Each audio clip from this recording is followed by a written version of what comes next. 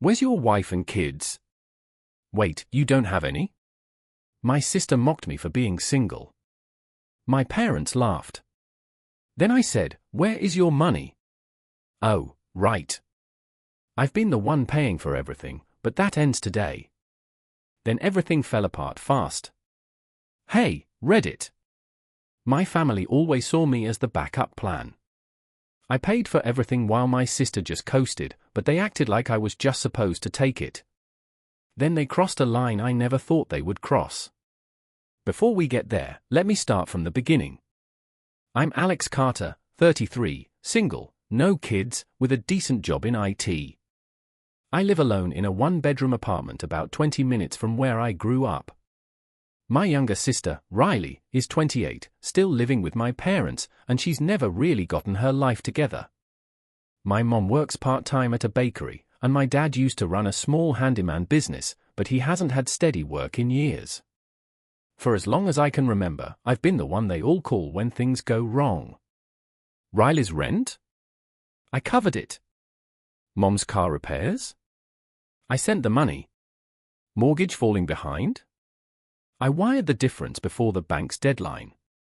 I never thought much about it. I could afford it, so I did it. It was easier than just watching them struggle. But all of it built up slowly, like bricks being placed on my back. That Sunday, they were having a barbecue.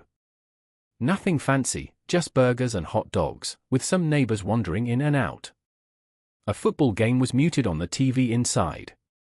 Folding chairs were on the lawn.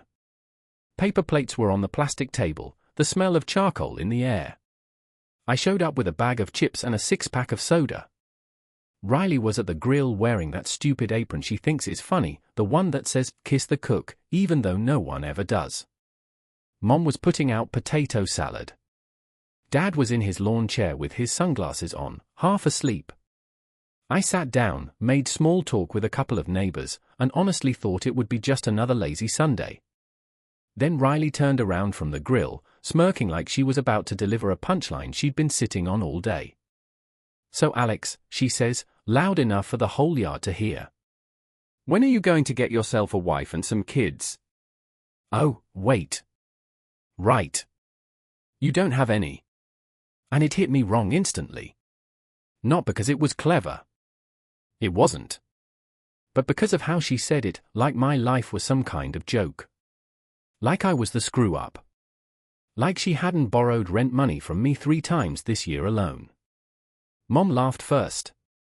Not a full laugh, more like a giggle she couldn't hold in. Dad chuckled under his breath. Riley leaned back like she'd just killed at open mic night. I looked at her, then at Mom and Dad, and something in me just shifted. I didn't raise my voice. I didn't snap. I just said, calm and clear, "Yeah. And where's your money, Riley?" "Oh, right. I've been covering for you and for them for years. Starting today, that's over." The yard went silent. Even the neighbor's dog stopped barking like it was listening. Riley's smirk twitched like she didn't know if I was serious or setting up my own joke.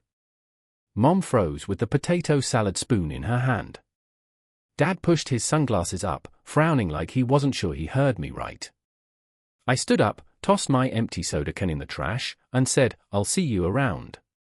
No one moved to stop me. I walked to my car with everyone staring. The only sound was the grill sputtering behind me. On the drive home, I wasn't angry exactly. More done. Like a switch had flipped. I kept thinking about the last 7 years. Riley between jobs and me covering her rent so she wouldn't get kicked out. Mom's car transmission dying. Me paying the shop directly so she could get to work. Dad falling behind on the mortgage just this month, over and over. All of it always felt temporary, like they just needed a little help until things even out. Except they never did. I got home, dropped my keys on the counter, and opened my laptop. I started scrolling back through old bank transfers, Venmo payments, even a few credit card bills I'd paid off for them. And the whole time I kept hearing Riley's voice, "Oh, wait. Right. You don't have any." Like the only thing worth measuring in my life was whether I had a wife and kids yet. I closed the laptop, sat there for a while, and decided something right then. I wasn't sending another $1. Not for rent, not for car repairs, not for anything. I didn't call or text after the barbecue. Monday, Mom pinged. Riley was only joking. You know how she is. Tuesday, another. Your father says we should all talk. Sunday, I left both on read. Work kept me busy enough to avoid thinking about it too much. I fixed software issues for a logistics company, mostly from my apartment. Monday bled into Tuesday. Tickets, emails, coffee, repeat. By Wednesday, I started getting a weird feeling. An envelope from a bank I don't use landed in my mailbox. Inside was a welcome to your home equity line of credit letter. I figured it was junk, but halfway through I realized it wasn't advertising. It was thanking me for opening an account. It even listed my parents' address under property secured by this loan. The only way that happens is if someone had my SSN and basics. My parents have both from years of taxes and insurance forms I helped with. I set it aside, figuring I'd call later. That night, while scrolling through my phone, I saw a notification from the credit monitoring app one barely check. New account opened in your name. That's when the first red flag really went up. I opened the app and sure enough, there was a home equity line listed under my name attached to my parents' address. A big one. I just sat there for a minute reading it twice to make sure I wasn't mixing something up. The next morning, I drove by my parents' place on the way back from the grocery store. I told myself it was just to drop off some folding chairs I borrowed a while ago, but really I wanted to see what was going on. Mom was inside at the kitchen table, shuffling through mail. Dad was out back fiddling with the lawnmower. Riley was leaning against a shiny used car I'd never seen before, talking on speakerphone about some new job lead. Nobody mentioned the barbecue or the text when I walked up. Mom offered me leftover pie like everything was normal. Got some mail at my place from a bank, I said casually, watching Riley. Said something about a loan. Dad didn't even look up from the lawnmower. They send junk like that all the time. Yeah, I said. This one had my name on it. Mom smiled too quickly. Banks make mistakes, Alex. Don't stress. Riley grinned at her phone like she wasn't even listening. I nodded slowly, carried the chairs inside, and left. Back at my apartment, I dug the letter out of the trash where I tossed it. Read it again carefully this time. It wasn't vague. It thanked me for choosing them.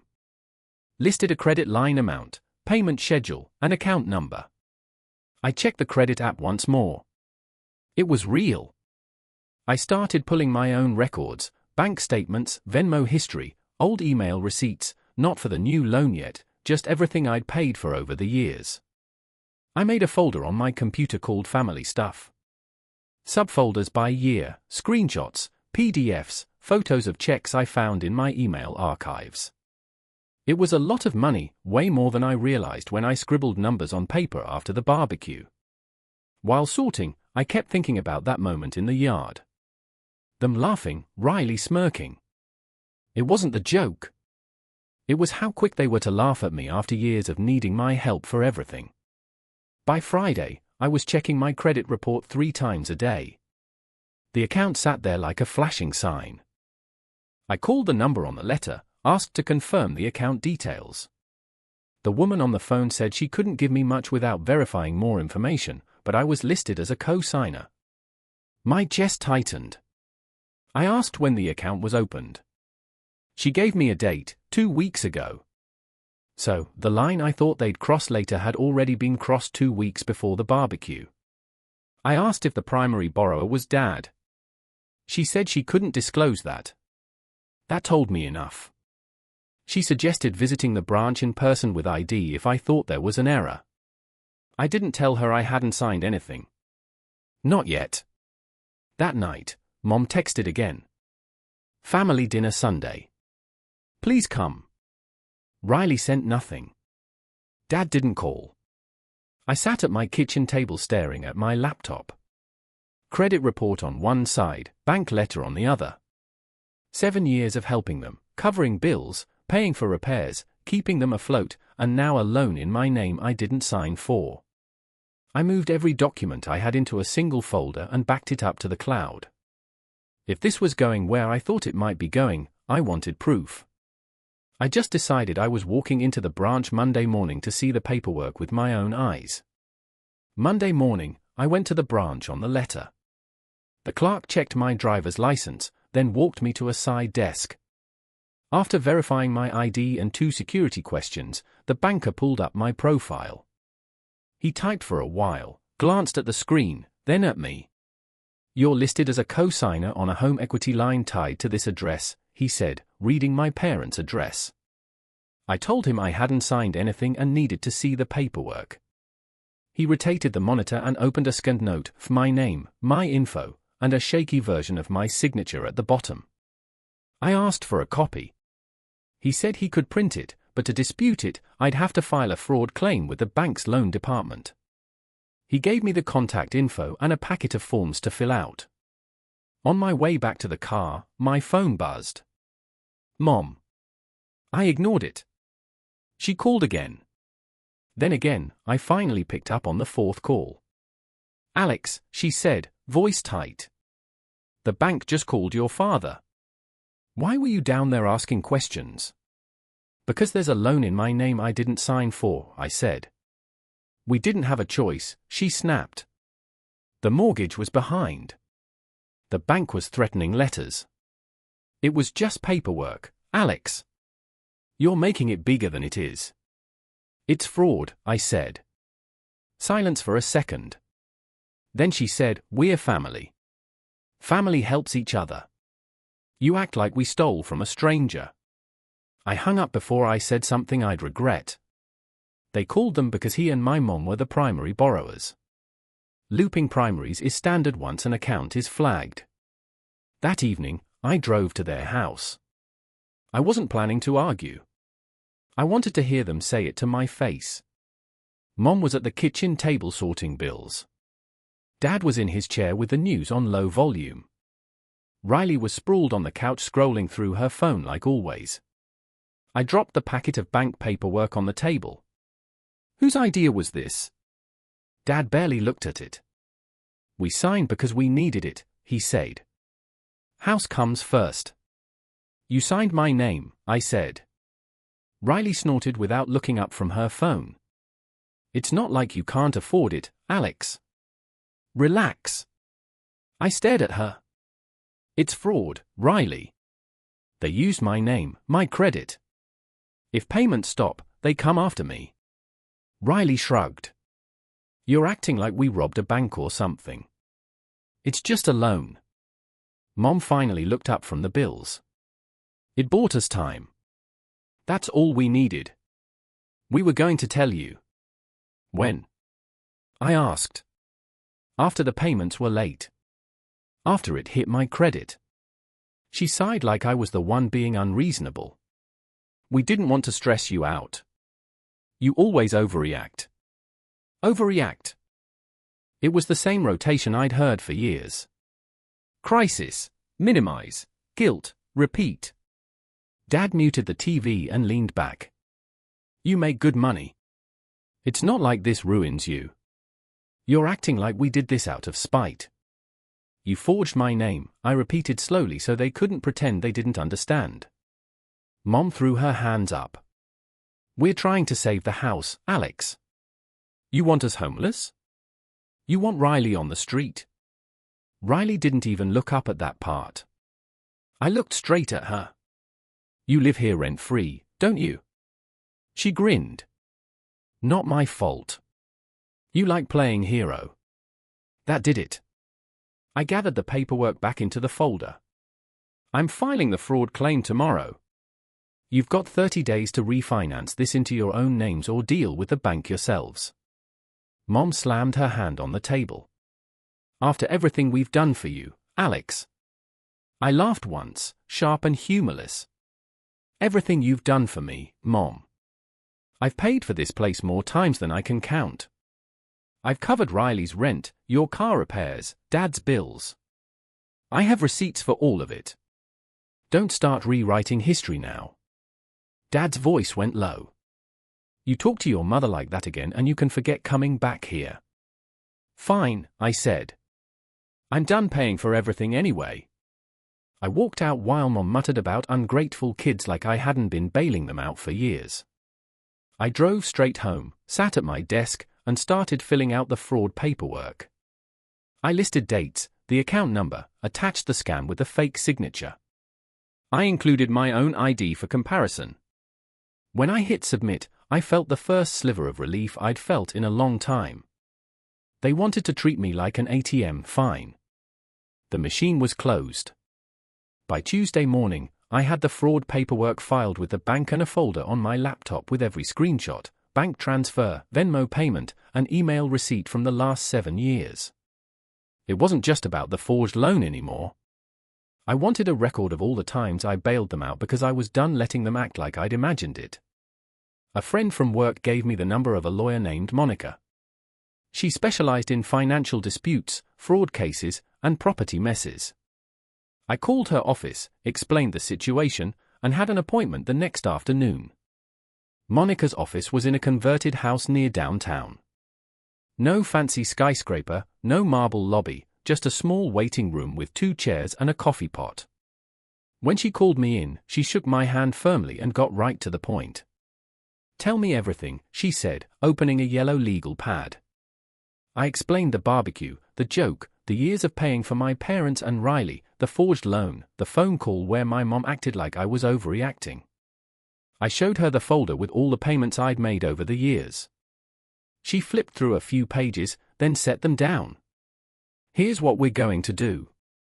First, we send a formal demand letter to your parents. It will require them to refinance the loan into their names only and remove any account connected to you. We'll give them 30 days. If they don't comply, we move forward legally. Legally, as in court? I asked. Court and a police report if necessary, she said. Forgery and fraud are criminal charges. I want to give them a chance to fix this quietly first. We'd start with the bank and a formal demand. If they stonewalled or stalled, we'd file the police report. I nodded. That sounded fair. Second, she continued, lock your credit, change your passwords, and add 2-factor authentication to everything. If they did this once, they might try again. I'd already locked my credit, but the rest went on my to-do list. Third, she said, tapping the stack of payments I'd given her. This shows a clear pattern. You've been financially supporting them for years. If this goes to court, it proves they were exploiting you, not the other way around. That word exploiting sat heavy, but I couldn't argue with it. Monica said she'd draft the letter by Friday. It would be clear, professional, and give them exactly 30 days to comply before things escalated. When I left her office, I felt more in control than I had in weeks. That night, I went through my accounts. New passwords on everything. Separate savings account at a different bank entirely. Credit monitoring alert set to instant notifications. For the first time in years, I wasn't just reacting to my family's chaos. I was getting ahead of it. At work, things shifted, too. A co-worker named Matt always tried to dump his unfinished projects on me because you're faster at this stuff. I used to say yes because it was easier than arguing. That week, I told him no, politely, but firmly. He looked surprised but didn't push it. My manager noticed the change. You've been sharper lately, he said during our team meeting. Keep it up. There's a promotion review next month. Funny timing. Their deadline lands right before my promotion review. Monica emailed me the draft letter Friday morning. It was 3 pages long. It listed the loan account number, the date it was opened, and stated clearly that I had not signed or authorized it. It demanded that Dad and Mom refinance the loan into their names only within 30 days. Remove me from all related accounts and agree in writing never to use my information again. Failure to comply, it said, would result in legal action, including a police report for forgery and a civil suit for damages. Reading it felt strange, cold, final, but also necessary. Monica sent it by certified mail that afternoon. Saturday, I drove past my parents' house on the way to the store. Riley's new car was in the driveway. Mom was watering the front yard like nothing was wrong. I didn't stop. That evening, she called. I let it go to voicemail. "Alex," she said, voice tight. "We got some letter from a lawyer." "What is this?" "You're threatening your own family over money." I didn't call back. Sunday night, Riley texted me for the first time since the barbecue. "Alex, what's your problem?" "Mom's freaking out. Dad says you're blowing this way out of proportion. Just chill out, pay the loan, and move on." I stared at the text for a long time before replying. "Talk to Monica. You have 30 days. No response after that. On Monday, the bank's fraud department called. The woman on the line said they'd opened an official investigation into the loan. They were forwarding the documents to a handwriting expert to compare signatures. "If it's confirmed as forged," she said, "we'll remove you from all liability." Good. One step closer. Meanwhile, the calls from my parents kept coming. Some angry, some tearful, some pretending nothing was wrong. I stopped listening to most of them because for the first time, it wasn't my problem to solve. By the end of the first week after Monica's letter went out, the calls from my parents changed tone. At first, they were angry. Dad left a voicemail saying I was turning my back on family and acting like some stranger off the street. 2 days later, Mom called crying saying the bank had left messages about the account and I was making things harder than they needed to be. Riley texted me twice in the same day. "Just pay it, Alex. You're the one with the good job. We're drowning here and you're being selfish." I didn't respond to any of it. Friday morning, the bank called again. The handwriting analysis had begun, and because liability was in dispute, they said they'd fast-track it. They needed samples of my real signature. I drove to the branch at lunch, signed a stack, and watched the manager send them off. "Once the report comes back," he said, "if the signature doesn't match, you're officially cleared. The loan goes back on the primary borrowers. Mom and Dad." Good. Saturday, things escalated fast. At 6:30 a.m., my phone buzzed. A neighbor from my parents' street sent me a video of a tow truck in front of their house. Riley's car was getting hooked up and hauled away. Apparently, she hadn't made a single payment on it since buying it last month. By noon, Riley was blowing up my phone. "You see what happened? They took my car. Are you happy now? You've got savings. I'm family. What's wrong with you?" I didn't reply. Sunday afternoon, I went for a run around the park near my apartment. When I got back, there were 5 missed calls from Mom and 1 voicemail from Dad. "Your mother's in tears. The bank keeps calling about the loan. Riley's car is gone. And you're just sitting there doing nothing after everything we've done for you." That line again, asterisk everything we've done for you star. I saved the voicemail in the folder with all the others. Monica told me to keep everything. Texts, calls, emails. Monday, the bank's fraud department emailed me directly. The investigation was moving quickly. The forged documents were under review by their legal team. They said the report would take about 2 weeks, faster than usual because they'd expedited it once fraud was alleged.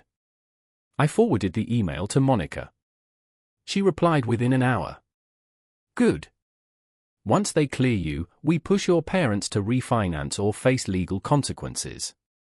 No backing down." Meanwhile, I kept working on my own life. I opened a new savings account at a separate bank. Moved half my money there and set up automatic transfers. Monica said it was smart to keep things separated in case my parents ever tried to access my accounts again. I changed my phone PIN, added 2-factor authentication to everything, even set up alerts on my credit report for any new activity. If they tried anything else, I'd know right away. At work, things kept improving. I finished a big project ahead of schedule. My manager asked if I'd be ready to present it to the leadership team next week. Absolutely, I said. Funny how much clearer your head gets when you're not constantly putting out fires for other people. By the second week, the messages from my parents turned desperate. Mom texted, "The bank says we're behind again. We can't catch up without your help." Dad left another voicemail. "If you keep pushing this, Alex, you're going to ruin us. Do you want that on your conscience?" I ignored all of it. Thursday evening, Monica called. "I got a copy of the loan file from the bank," she said. "The signature isn't even close. Any investigator will see it's forged. Once the report is finalized, you're officially out." I asked how long that would take. 2 more weeks, maybe less, she said. "In the meantime, don't respond to them directly. If they contact you about money, forward it to me." Friday morning, Riley showed up at my apartment. First time in years she'd come over. "Look," she said the moment I opened the door. "Mom's freaking out. Dad's yelling at everybody. Just call the bank and tell them you'll take care of it. They'll stop calling." "No," I said. She blinked like she didn't understand the word. "Why not? You always fix stuff." "Not anymore," I said. 30 days. They can refinance or deal with the bank themselves." She scoffed. "You think you're better than us because you've got some money now?" "No," I said. "Because I work for it." "You don't." She muttered something under her breath on the way out. 2 weeks after Monica sent the letter, the bank called. The handwriting analysis was complete. "Mr. Carter," the fraud investigator said, "the signature on the loan documents does not match your verified samples. We're officially removing you from any liability on this account. All responsibility reverts to the primary borrowers, meaning my parents." "Correct," I said. "They'll be notified today." I hung up, forwarded the email confirmation to Monica, and sat back for a second. It was done. The loan wasn't mine anymore. By that afternoon, the call started. "Mom first. You got the bank involved." She snapped the second I answered. "They told us it's on us now. What do you expect us to do?" "Refinance," I said. "Or sell the house. It's your loan. You'd let your family lose their home." She yelled. I didn't answer that. She hung up on me. An hour later, Dad left a voicemail, his voice tight and angry. "The bank says we're on our own now. You've embarrassed this family, Alex. Dragging outsiders into our business. We could lose everything because of you." I saved the voicemail like all the others. 3 days later, I drove by their house on the way home from work. A real estate sign was in the front yard. Big red letters, "For sale." They hadn't called to tell me. The next evening, Mom left a message. "We're listing the house. I hope you're happy. After everything we did for you, this is how you treat us." I didn't call back. Friday, Monica called. "The sale's moving fast," she said. I checked the county records. They priced it low to pay off the loan quickly. Once it closes, they'll have to leave. Do not offer them money. Do not co-sign anything. Stay out of it. "No problem there," I said. 2 days later, Mom called again. This time, she was crying. "They accepted an offer," she said between sobs. "The closing is in 3 weeks. We don't know where we're going yet." "You'll figure it out," I said. "You're just going to watch us lose the house you grew up in. You made that decision when you forged my name," I said. She went quiet, then hung up without another word.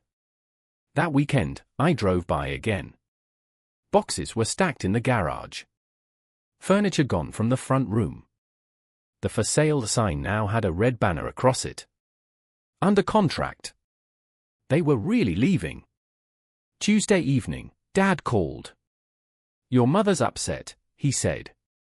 His voice was sharp, controlled. "She thinks you've turned your back on this family." "I set boundaries," I said. "You humiliated us," he snapped. "The neighbors are talking. The bank called us about that fraud investigation like we're criminals." "Because you forged my name," I said calmly. He exhaled hard through the phone. "We had no choice." "You always had a choice," I said. "You just never wanted the consequences." He hung up without another word. By the end of the week, Monica called. "Once the sale closes," she said, "their loan will be paid off, but they'll have nothing left. No house, no equity. They'll be renting like everyone else, and you're out of it completely." "Good," I said. "You should be prepared," she added. "They'll probably blame you for all of it. People like this usually do." "They already are," I said. 2 days before closing, Mom left another voicemail. "Dinner Sunday," she said. "One last time before the house is gone. Please come." I sat there listening to it twice. Part of me didn't want to go, but another part wanted to see this through to the end. The night before the dinner, Riley texted again. "You better not come in acting smug. Nobody wants to hear a lecture from you." I didn't reply. Sunday came. The house was half empty when I walked in. Boxes lined the hall, the living room echoey without furniture. Mom looked tired. Dad was at the table with paperwork stacked in front of him. Riley leaned against the counter with her arms crossed. "This is what you wanted, right?" Riley said as soon as I walked in. "House gone, family screwed. Congratulations." "This is what you chose," I said calmly. The house looked smaller with half the furniture gone. Boxes were stacked along the hallway labeled in black marker. The living room echoed when I walked through.